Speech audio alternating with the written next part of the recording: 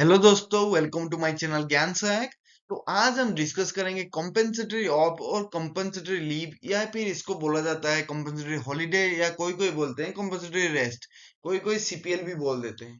But ये जो है ना कॉम्पेंसेटरी लीव रूल्स, ये जो होता है ये central government, mainly central government employees के लिए होता है। कहीं कहीं स्टेट में भी ये लागू हो जाता है, ठीक है। तो यहाँ पे हम डिटेल में डिस्कस करें कि ये जो लीव होता है ये होता क्या है, क्योंकि ये एक अनरिकॉग्नाइज्ड लीव है जिसके बारे में आपको कहीं पे बुक्स में नहीं मिलेगा, रूल बुक में आप बहुत जगह में आपको नहीं मिलेगा। तो यहाँ पे मैं इस बारे में डिस्कस करूंगा, तो फुल देखिएगा तब जाके आपको समझ में आएगा कि कितना हम लीव ले सकते हैं एक बार में, कितना कितना कैसे कैसे इसको अवेल कर सकते हैं, या कितना इसमें हम बेनिफिट ले सकते हैं, इस बारे में हम जानेंगे डिटेल में, ठीक है। तो आगे बढ़िएगा गाइस और देखते रहिए। अगर हम यहाँ पे बात करेंगे रूल्स के ऊपर, तो कॉम्पेंसेटरी ऑफ का जो रूल है ना, ये कहता है, जो आपको बोलता है कि ये जो डिसाइड किया गया है ना, जो एक्युमुलेट करते हैं, जो गैदरिंग करते हैं आप कॉम्पेंसेटरी लीव को ना, जो कि आप एग्नेस्ट में ले सकते हैं, संडे हो हॉलीडे हो उसके एग्नेस्ट में ले सकते हैं, उसका कोई भी लिमिट नहीं है, ठीक है। ये जो लीव है ना, बट इसमें कंडीशन है कि ये लीव को आप अलाउड है आपका 1 मंथ के अंडर ही, उसका ड्यू होने से पहले ही, ठीक है। ये जो आपका जो रूल मिलेगा आपको, तो ये मिलेगा आपको इस जो ऑर्डर नंबर जो मैं लिखा हूँ उसमें मिल जाएगा आपका, ठीक है। तो यहाँ पे अभी हम देखेंगे कुछ एक्सेप्शन, बट यहाँ पे हम ओनली रूल के बात ही कर रहे हैं, ठीक है। तो यहाँ पे ये जो एक्सेप्शन बोल रहा है कि it is been depended, it is difficult, मतलब कहीं कहीं पे होता है कि डिफिकल्ट होता है, जो अगर आपने मान लीजिए कि एक्युमुलेट कर लिए, उसके बाद आपको कंपल्सरी लीव देने के लिए को प्रॉब्लम होता है, जो सैंक्शन अथॉरिटी है उनको भी प्रॉब्लम होता है। तो विद इन 1 मंथ, मान लीजिए कि आपको विद इन 1 मंथ के अंदर देना है एज पर रूल।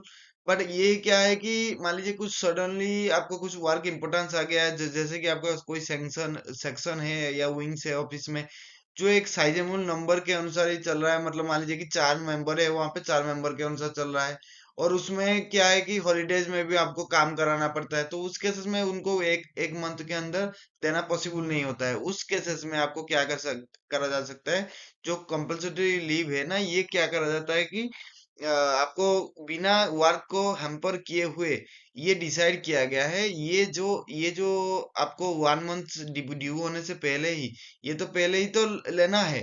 बट इसको आपको कोई एक्सेप्शनल सर्कमस्टेंसेस में हेड ऑफ डिपार्टमेंट या हेड ऑफ ऑफिस को पावर दिया गया है कि अगर वो सेटिस्फाई है कि जो कंपल्सरी ग्रांट ऑफ लीव है ना, उसको वो दिन है 1 मंथ के अंदर देने पर उसको कोई सीरियस प्रॉब्लम हो सकता है या काम को हैम्पर हो सकता है, उस केसेस में वो चाहे तो उसको उसका पावर को यूटिलाइज करके वो चाहे तो थोड़ा रिलैक्सेशन कर सकता है। बट जो ये जो देना का जो रूल है ना, ये not more than 2 days, okay. Not more than 2 days at a time, जो है ना 2 दिन के 2 दिन से ज्यादा नहीं देना चाहिए कंपल्सरी लीव, ये कहता है आपका रूल कहता है। और रूल एज पर जो अथॉरिटी नंबर मैंने यहाँ पे दिया हूँ, ये ऑर्डर नंबर के अनुसार ही ये रूल। चलिए यहाँ से हम डिटेल में डिस्कस करेंगे, बट डिस्कस करने से पहले आप अगर सब्सक्राइब नहीं किए हैं तो सब्सक्राइब और लाइक और शेयर जरूर कर दीजिए, क्योंकि ये बहुत इंपॉर्टेंट मैं डिस्कस करने वाला हूँ। यहाँ पे अभी पूरा डिस्कस करूंगा क्या चीज है, आपको स्टेप बाय स्टेप आपको फॉलो करना पड़ेगा, और वीडियो को फुल देखेंगे तब जाके आपको समझ में आएगा चीजें। तो यहाँ पे जो कंपल्सरी लीव के बारे में हम यहाँ पे जानेंगे, जो गवर्नमेंट सर्वेंट होता है ना, अगर होल टाइम वो गवर्नमेंट सर्वेंट कर रहा है तो गवर्नमेंट के ड्यूटी पे वो लगा है, ठीक है। पब्लिक सर्वेंट है वो, तो पब्लिक के ड्यूटी में लगा है। अगर मान लीजिए कि कोई पब्लिक इंटरेस्ट में है, उसको चाहिए कि सडन कुछ इमरजेंसी आ गया या कोई भी इंपॉर्टेंस है काम का, तो इसको गवर्नमेंट सर्वेंट को डायरेक्ट किया जाता है कि वो ड्यूटी परफॉर्म करे बिफोर और आफ्टर वर्किंग आवर्स, चाहे वर्किंग आवर्स से पहले हो चाहे वर्किंग आवर्स के बाद में, ठीक है। ये जो उसको ना पैसा ना देके या कॉम्पेंसेशन ना करके पेड फॉर्म में उसको क्या करा जाता है कि वो उसका जो कॉम्पेंसेटरी लीव है उसको ग्रांट किया जाता है, ठीक है। ये एक तरह का होता है अनरिकॉग्नाइज्ड काइंड ऑफ लीव, इसलिए ये आपको कहीं पे भी रूल बुक में हो गया उसमें नहीं दिखेंगे, आपको बहुत कम जगह में ये लीव के बारे में आपको जानकारी मिलेगा, क्योंकि ये रेकोनाइज्ड लीव नहीं है। रेकोनाइज्ड लीव जैसे कि आपका ईएल हो गया, एचपीएल हो गया, सीएल हो गया, ये सब रेकोनाइज्ड लीव है, तो इसके कोई थोड़ा सा प्रॉपरली गाइडलाइन है, ठीक है। ये बट ये अनरिकॉग्नाइज्ड लीव है। ये जो लीव अप्लाई होता है ये एडमिसेबल होता है, जबकि आप वर्किंग अगर कर रहे हैं तो संडे और हॉलीडे में अगर कर रहे हैं तो उस केसेस में आपको एडमिसिबल होता है, ठीक है। तो यहाँ पे कुछ प्रोविजंस भी हम देख लेंगे, क्योंकि प्रोविजंस को जानना भी जरूरी है। जैसे कि ये प्रोविजन कहता है कि ये जो प्रोविजन अप्लाई होता है ना कंपल्सरी लीव के ऊपर, ये नॉन गेजेटेड स्टाफ को ही दिया जाता है। एक्चुअली ये गेजेटेड स्टाफ के लिए ही नॉट एप्लीकेबल है, ठीक है। तो इस केसेस में क्या होता है कि जैसे कि एक ड्राइवर हो गया, ड्राइवर का क्या होता है कि कोई स्पेसिफिक टाइम होता है ना, जैसे कि वो मान लीजिए कि 9 से 5 किया, उसके बाद मान लीजिए कि कोई कुछ ड्यूटी उसको मिल गया कि जैसे कि कोई ड्राइविंग करने के लिए जाना है, कहीं किसी को लाने के लिए जाना है। इस केसेस में हॉलीडेज में भी कभी कभी पड़ जाता है कि गाड़ी को लेके जाना पड़ेगा कहीं पे, और ऑफिस आवर के बाद भी कहीं पे जाना पड़ सकता है। उस केसेस में उसको मेनली अलाउ किया जाता है सीसीएल के लिए, ठीक है, मतलब कॉम्पेंसेटरी लीव के लिए। ये जो कंपल्सरी लीव है, ये नहीं ग्रांट किया जाएगा किसको, जो एम्प्लॉय डिप्लॉयड है ड्यूटी जो भी है। ये अगर मान लीजिए कि आपका ड्यूटी मान लीजिए कि टाइम है 7.5 घंटा या 8 घंटा या 7 घंटा का, तो मान लीजिए कि आपको 1 घंटा ज्यादा कर लिया, मान लीजिए कि 8 घंटे से 9 घंटा हो गया, तो उस केसेस में आपको कोई भी सीसीएल ग्रांट नहीं किया जाएगा, ठीक है। ये अगर आपने कर रहे हैं तो ये थोड़ा सा कोई मान लीजिए कि वर्क का इंपॉर्टेंस के हिसाब से या पब्लिक इंटरेस्ट के हिसाब से ओनली 1 घंटा, अगर 1 घंटा आगे कर रहे हैं या 1 घंटा पीछे कर रहे हैं, उस केसेस में ये मैनेजेबल है, ठीक है। यहाँ पे हम जानेंगे कुछ कंडीशंस के बारे में, कैसे कॉम्पेंसेटरी क्रेडिट कैसे होता है, ठीक है। उस केसेस में हम देखेंगे अगर, तो गवर्नमेंट सर्वेंट जो है ना, इसको डिप्लॉय किया जाता है duty officially by the authority, okay. Authority के द्वारा ही उसको ड्यूटी असाइन किया जाता है, जो ड्यूटी को वो सैंक्शन कर सकता है कैजुअल लीव के अनुसार, या सीसीएल के लिए सैंक्शन किया जा सकता है, ठीक है। बट ये जो एक्स्ट्रा ड्यूटी है ना, ये परफॉर्म करना पड़ेगा आपको। कुछ अगर मान लीजिए कि सर्टन वर्क आपको दिया गया है जो इमरजेंसी में ही दिया गया है, या कोई इंपॉर्टेंस है उस वर्क का, उस केसेस में आपको दिया जाएगा आपको कंपल्सरी लीव। बट अगर मान लीजिए कि आपको पेंडिंग वर्क रह गया, उस केसेस में आपको नहीं दिया जाएगा, आपको कंपल्सरी लीव नहीं दिया जाएगा। ये जो वन कंपल्सरी लीव ही ओनली मिलता है आपको, एक एक अगर एक दिन में करेंगे, अगर संडे की है या हॉलीडे की है या फुल डे की है, उस केसेस में आपको वन कंपल्सरी लीव ही ओनली अलाउड है।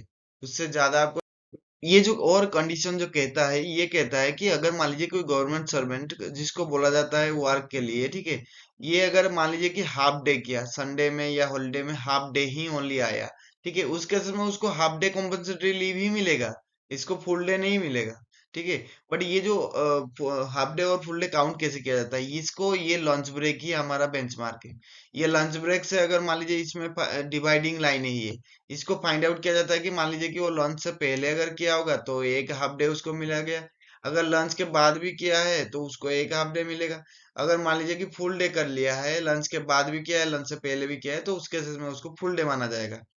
ये अगर टू क्रेडिट जितना कि मान लीजिए कि 2 हाफ डे है, तो उसको मिला के एक कंपल्सरी लीव मिलेगा 1 डे का, ठीक है। तो उस केसेस में क्या होगा कि मान लीजिए कि सीसीएल के केसेस में ये भी वो भी अर्न कर सकता है, जो कि मान लीजिए कि कोई भी इमरजेंट ड्यूटी परफॉर्म किया जाए, मान लीजिए कि ऑफिस आवर शुरू होने से पहले भी वो काम किया था, और शुरू होने के बाद भी वो काम कर रहा है, एक्स्ट्रा काम कर रहा है, एक्स्ट्रा ड्यूटी, जैसे कि मैं पहले भी बोल चुका हूँ। उस केसेस में उसको मिलेगा क्या, जो इसमें कुछ कंडीशंस होता है जब आप सैंक्शन या डेबिट कर रहे हैं, ठीक है। उसके में क्या है, जैसे कि सीसीएल एक not recognized kind of leave, तो उस केसेस में ना ये बहुत चीजें अथॉरिटी के ऊपर डिपेंड करता है। वो आपको चाहे तो मेनली इसको लिया जाता है इमरजेंसी का केसेस में, उस केसेस में वो एक ले सकते हैं। बट इसको एकुमुलेट नहीं करना चाहिए। मान लीजिए कि मूड अथॉरिटी का मूड हुआ ना देने का, या फिर मान लीजिए कि अथॉरिटी चेंज हो गई, तो उस केसेस में आप जो काम किए थे उस केसेस में उसको एकुमुलेट करने से उसको बाद में भी आपका लॉस भी हो सकता है, ठीक है। इस केसेस में इसको एकुमुलेट नहीं करना चाहिए। अगर मान लीजिए कि द पर्सन, मतलब जो भी पर्सन उसको अगर ऑन किया है इसको, जो भी, अगर मान लीजिए कि आज वो सीएच जनरेट किया है, कॉम्पिटेंट ऑफ जनरेट किया है, तो उसको मान लीजिए कि इसी मंथ के जल्द से जल्द उसको दे देना चाहिए। मान लीजिए कि आज का काम किया है, उसको परसों दे देना चाहिए या नेक्स्ट डे दे देना चाहिए। इस केस में उसको दे के उसको फिनिश करना चाहिए इस केस में। अगर मान लीजिए कि ये प्रैक्टिस नहीं कर रहे हैं इस तरह का चीजें, तो उसको जो सीसीएल है ना, इसको अलाउ करना चाहिए कि अर्लीस्ट कन्वीनियंट टाइम जितना भी होगा, ठीक है, जैसे कि वो उसको एकुमुलेट करना ना पड़े। बट कहीं कहीं पे क्या होता है कि वो उसको 6 मंथ में भी वो रखते हैं, 6 मंथ में एकुमुलेट करके 6 मंथ में भी देते हैं, कोई कोई 1 साल तक भी रहते हैं, उसको 31 दिसंबर तक भी वो डेडलाइन देते हैं। तो इस केस में होता है, सब जगह अलग अलग होता है। और भी कुछ कंडीशंस है, जैसे कि ये जो सीसीएल है ना, ये एक्सीड नहीं होना चाहिए 2 डेज एट ए टाइम, ठीक है, जैसे कि पहले भी बात कर चुका हूँ, 2 days at a time allowed नहीं होना चाहिए। और ये CCL to be applied on a plain paper. Actually plain paper में उसका इसका कोई फॉर्मेट नहीं होता, क्योंकि अनरिकॉग्नाइज्ड लीव है, तो उसका कोई फॉर्मेट नहीं होता, तो उसमें प्लेन पेपर में आप अप्लाई कर सकते हैं। तो इसको अप्लाई करने के लिए आप प्लेन पेपर में अप्लाई करके आप डायरेक्टर से ग्रांट भी करा सकते हैं आपका लीव, या फिर मान लीजिए कि आपका डायरेक्टर अगर बोला है तो आप उस केसेस में आप कंपल्सरी लीव को मतलब जनरेट भी कर सकते हैं, और उसको treated as casual leave. Casual leave के अनुसार कैजुअल लीव के रूल थोड़ा बहुत उसमें लागू होता है, जैसे कि वो डिपेंड करता है आपका अथॉरिटी के ऊपर, ठीक है। बट उसको एडवांस देना पड़ता है कि अगर आपने मान लीजिए कि उसको जाना चाहते हैं या एक्युमुलेट करके रखे हैं कुछ दिन, उसके बाद 5 दिन CL, 5 दिन आपका जो कंपल्सरी ऑफ को लेके आप मान लीजिए घर में जाना चाहते हैं या कुछ भी काम करना चाहते हैं, तो उस केसेस में भी आप ले सकते हैं, ठीक है। पर जो लीव सैंक्शनिंग अथॉरिटी है, मान लीजिए कि कोई अर्जेंट काम काम पड़ा है, interest of the institute, special case में वो ग्रांट किया जा सकता है compulsory leave to non gazetted employees, ठीक है। उस केसेस में आपको ग्रांट किया जाता है। बट नहीं तो अगर मान लीजिए कि कोई एक्स्ट्रा आपका पेंडिंग वर्क केसेस में, जैसे कि बोला मैंने, नहीं किया जाएगा आपको ग्रांट। तो यहाँ पे ये कहता है कि जैसे कि कॉम्बिनेशन क्या, कौन सा लीव के साथ हो सकता है, जैसे कि ये अनरिकॉग्नाइज्ड लीव है, तो कॉम्बिनेशन कैसे किसके साथ हो सकता है। बट ये जो कॉम्बिनेशन है ये कंबाइन हो सकता है ओनली कैजुअल लीव के साथ, ठीक है। आप CL के साथ इसको मर्ज कर सकते हैं, या फिर संडे और हॉलिडे के साथ ही इसको मर्ज कर सकते हैं। ये जो लीव है ना, ये टोटल एब्सेंस नहीं होना चाहिए आपको, नॉट मतलब ये एक्सीड नहीं होना चाहिए आपको, 10 दिन से ज्यादा नहीं होना चाहिए। अगर आप 10 दिन से ज्यादा एब्सेंट में हैं तो फिर आपको अलग लीव रूल अप्लाई हो जाएगा। ये जो कंपल्सरी लीव है ये एक्चुअली किसी भी अदर लीव के साथ कंबाइन नहीं होगा, ठीक है। मान लीजिए कि EL के साथ, जैसे कि उसको जैसे कि ट्रीट किया जाता है CL के साथ में, तो फिर CL अगर कंबाइन नहीं हो सकता EL के साथ में या HPL के साथ में, तो ये कैसे होगा, ठीक है। तो ये भी नहीं होगा, ये कंबाइन नहीं होना चाहिए, कंबाइन नहीं होना चाहिए। बट ये अथॉरिटी के ऊपर डिपेंड करता है, वो काम करा रहा है तो उसको पता है कि किसके साथ ये, जैसे कि अनरिकॉग्नाइज्ड लीव है तो उसका तो कोई ये नहीं है, अथॉरिटी चाहे तो उसको मर्ज करके भी दे सकता है। तो यहाँ पे हम बात करेंगे कि लाप्स कब होता है, जो आपका CCL जो ले रहे हैं। तो ये CCL जो ले रहे हैं ना, इसको जब भी इसको आपका जनरेट कर रहे हैं ना, तो इमिडिएटली आपको ले लेना चाहिए।